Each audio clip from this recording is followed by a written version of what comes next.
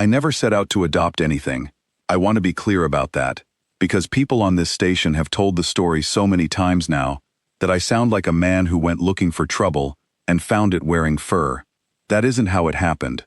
I was just a maintenance tech with a bad knee and a habit of eating my lunch in the courtyard dome instead of the mess hall, because the dome had real light coming through the old polymer panes, and the mess hall had the smell of recycled protein and complaints. That's where I found her. Curled in the gap behind the irrigation housing, small enough to fit in a crate, gray-furred, ribs showing, one eye half shut from some old scrape, she watched me eat for 4 straight days before she came close enough to take food from my hand instead of off-the-deck plating. I didn't think much of it. Kallendry Station has always had strays, vent rats, feral pipe cats, things that ride in on cargo holds and never leave. I named her Sayel because it was the first sound that came out of my mouth when she finally let me touch her, and it stuck. She started waiting for me. That was the part that got under my skin in a good way. I'd come off a 12-hour shift, smelling like coolant, and she'd already be sitting by the dome's east hatch, not begging, just sitting, like she had somewhere better to be, and was choosing not to go there. She slept against my boots while I read maintenance logs. She learned the sound of my footsteps in the corridor, and would lift her head before anyone else heard me coming. I told myself she was just a stray who'd picked the easiest food source on the ring. I told myself that for almost a year. Inspector Darrow Quill found her on a routine compliance sweep, the kind they run through the residential ring twice a cycle to make sure nobody's hiding livestock or unlicensed fauna in their quarters. He had 2 drones flanking him, and a tablet he liked to read from instead of looking at you. He looked at Sayel for exactly as long as it took to scan her, and then he looked at me. Unregistered organism, he said. Class unclear. You understand what that means, Vask. I understood what it meant. It meant processing. It meant a crate, and a one-way trip to the holding bay, where unclassified fauna got sorted into categories that ended in either a transport manifest or an incinerator log, and nobody on this station had ever seen a transport manifest with a stray's name on it. She's harmless, I said. She's been here a year, hasn't bitten anyone, hasn't broken anything. That's not the standard. He almost smiled. You feed strays out of your own ration, soft heart. That's your business. But I can't write pet on a compliance form for something that scans this clean. No collar chip, no breed record, nothing. That's not harmless, Vask. That's unaccounted for. He tapped the tablet. 72 hours. Get it registered or get it gone. I didn't have a way to register an animal nobody could identify. I spent 2 days trying anyway, filing requests that bounced back unanswered, while Sayel sat by the dome hatch like she always did, watching me come and go with my temper getting shorter each time. I told her, more than once, in the stupid way you talk to an animal when there's nobody else to say it to, that I was sorry, that I didn't know how to fix this, that I'd done what I could. She just leaned into my hand like she always did. I didn't know yet that she understood every word of it. The breach hit on the 3rd night, down in the lower maintenance decks where I'd worked half my shifts.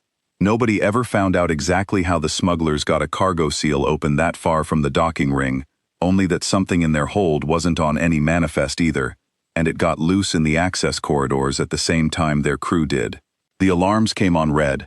I was 3 decks up, off shift, and the only reason I went down at all was that the emergency map showed the breach 2 corridors from the courtyard dome, and Sayel wasn't answering when I called for her. I found the corridor in pieces. A drone housing torn open like wet paper. Emergency lighting flickering over scorch marks along the bulkhead. 2 of the smugglers were on the deck, not moving, and not bleeding in any way I let myself look at too closely. And standing over what was left of them, in the red strobing light, was something I did not recognize. She was the size of a loader sled. Plates of bone-pale armor had risen along her spine and shoulders like a hinge unfolding. The same gray fur I'd scratched 100 times now standing in a ridge down her back, claws out to the first knuckle, blood on them that wasn't hers.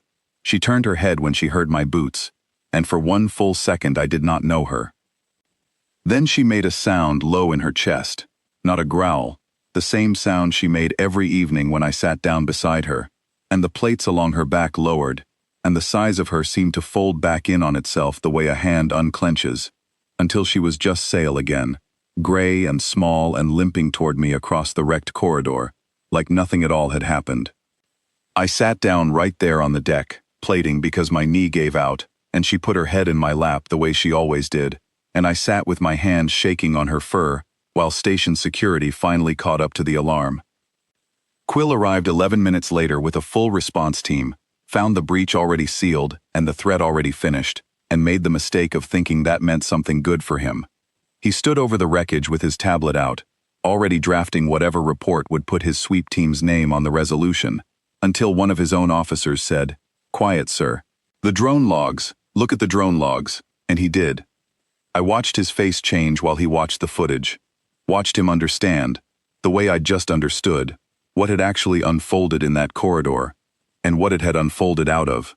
He looked at Sael, who was sitting calm at my boots now with her head down, looking for all the world like the same harmless stray he'd scanned a week before.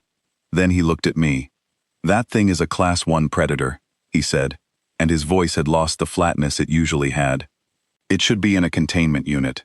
It should never have been loose on this ring." "She's been loose on this ring for a year," I said. "You scanned her yourself. Harmless, you said." I was wrong. He said it like the words cost him something. "Vask, step away from it."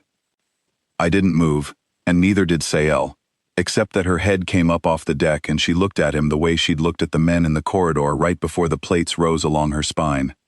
Quill's own officer took a half step back without seeming to decide to. The corridor had filled up by then with off-shift residents drawn by the alarms, a dozen of them at least, all watching the inspector who'd built his whole sweep route on certainty stand in front of an animal that had just saved a section of his station and was now very calmly deciding whether he was a threat. He lowered the tablet. He didn't apologize, men like Quill rarely do, but he didn't finish the sentence either. He turned, gave some clipped order about clearing the corridor, and walked off with his team trailing him, and not one person who'd watched it happen believed for a second that he'd come out the better of that exchange. It took the station 3 weeks to figure out what to write on the form. In the end, some clerk in compliance, with more sense than the inspector, filed her under a clause nobody had used before: civilian-sponsored fauna, species unclassified, behavior bonded, and the techs on my shift started calling it the unregistered kindness clause before the ink on the filing was even dry. It's still the only line of its kind in the station's records. She still waits for me by the dome hatch every evening, still sleeps against my boots while I read logs nobody important will ever ask me about. Most people on this ring walk wide around her now, not out of fear exactly, more like respect. The way you'd walk wide around a loaded weapon you knew wasn't pointed at you. I don't mind it. I never set out to adopt the single most dangerous thing on this station. I just fed a stray who looked like she needed it, and it turned out she'd been deciding, the whole time, whether I was worth protecting. She decided a long time before I did.